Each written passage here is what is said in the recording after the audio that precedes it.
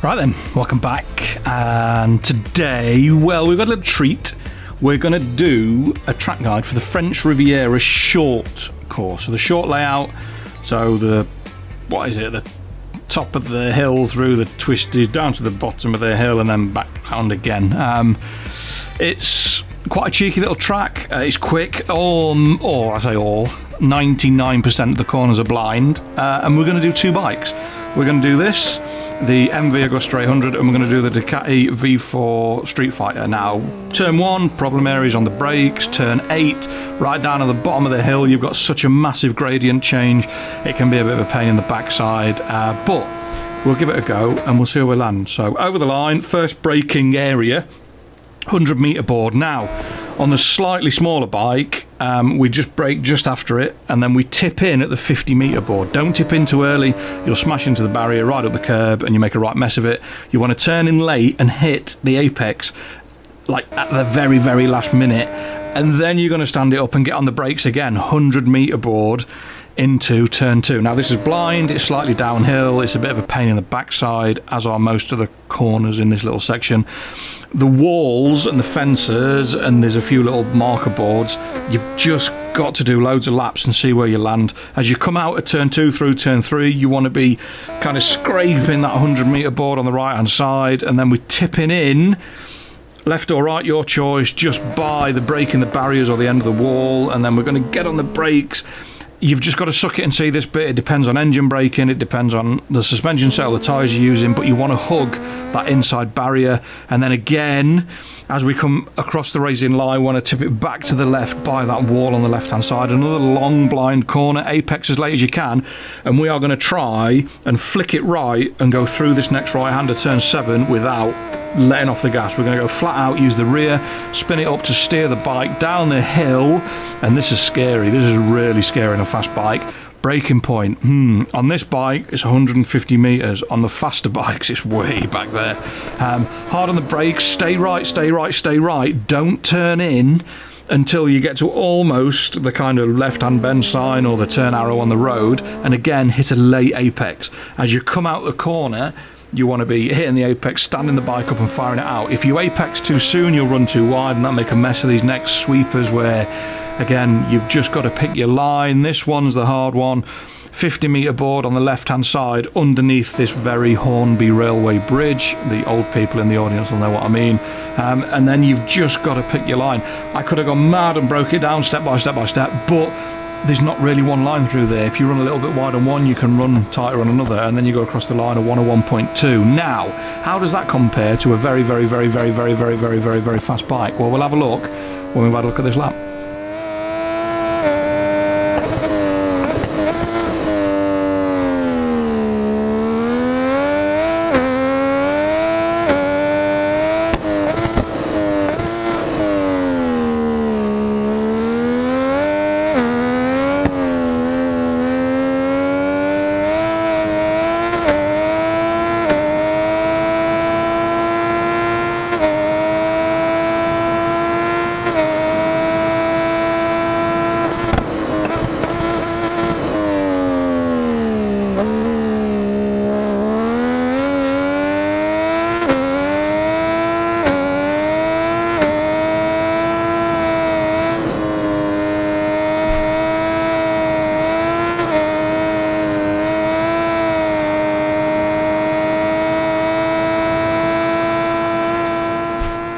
Yes, it's fast and it's frantic, but it's fun. I must admit it's fun. So, comparisons versus a quick bike then.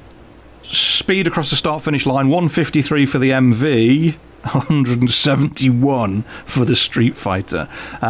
Yes, it's very much faster. Braking point for the MV is the tree just between the 150 metre board. The Ducati's braking before the 100 metre board, way before. Through turn 1 into turn 2, the MV is hitting the brakes just before that 100 metre board.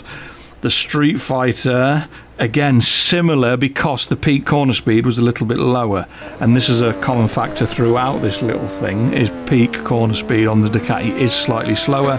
So we're going to go through the twisties, we're going to go left, we're going to go right, we're going to go left, and then we're just dabbing the brakes 108 mile an hour before we go into this sort of blind left-hander, 114 on the Ducati. So yes, it's quicker, but it's also having to get rid of much more speed. Now it's the same tyres, there's no difference in compound, soft is soft, medium is medium, hard is hard.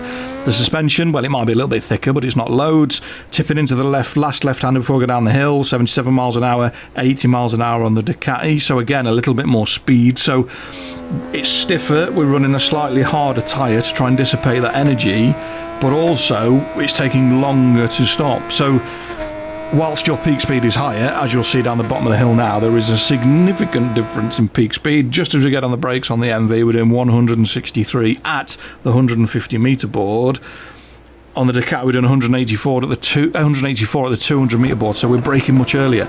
Peak apex speed, tightest corner on the track, MV 39 miles an hour, which is not too bad through there. It's a horrible corner, loads of camber, loads of bumps, 34. So the Ducati's faster, it gets to a higher top speed quicker, but it's slower at the apex of the corner. So that's where the MV is kind of making time up, or not losing as much time as I thought it would. Tipping into this sort of like blind right-hander under the Hornby Railway Bridge. Again, the Ducati is slightly quicker, but yeah, it's just weird that the Ducati's 2 seconds per lap faster. It destroys tyres, but actually it's having to work I think it's working much harder. It's a harder lap on the Ducati than it is on the MV, that's for sure, because the MV seems to describe a much last line. Yeah, but 171 instead of 150 odd across the line. So there you go. And just so we tidy all loose ends up, here's the lap on the Ducati.